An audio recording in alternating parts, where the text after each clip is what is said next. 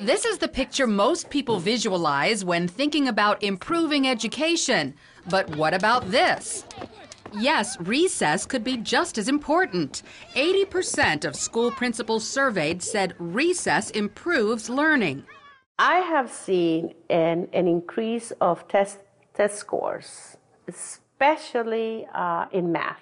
Following a half-hour recess, a majority of principals say students listen better and are more focused in class.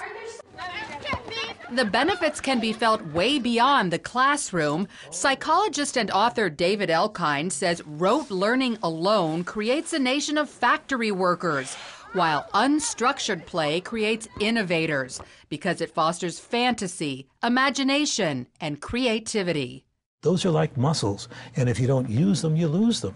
And so when we don't allow children to engage in self-initiated, spontaneous play, then they don't nourish those abilities. But despite these benefits, it's disappearing from the school day.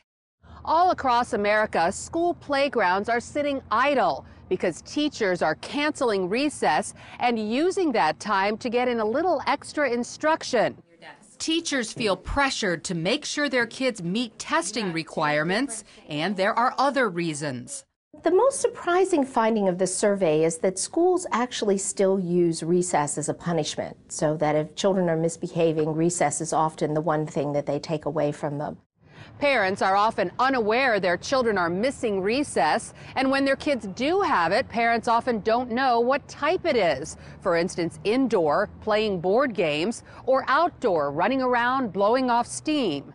Although teachers sometimes bristle at cold weather recess, for kids it's usually a good idea. Exercise at Recess addresses the epidemic of childhood obesity, a cause First Lady Michelle Obama is championing. And now there's the added benefit of good mental health. If you could, give the time for the kids to, go out and have a change of energy, a release of energy and a mental change, then they will go back to the classroom, with a fresh mind to start all over again. Recess is usually the only time kids have self-created play. After school, it's no longer safe to let kids roam most neighborhoods, and children are often overscheduled with structure. One of the things about kids who haven't enough time to play is they get bored very quickly because they've never had an opportunity and never had the time to engage in activities, create their own activities and so on, and they always have things given to them, and so when they're left with free time, they don't know what to do, and therefore they call them bored. So if parents and teachers understand recess improves learning, they can ensure it's an important part of every school day. Lori Johnson, CBN News.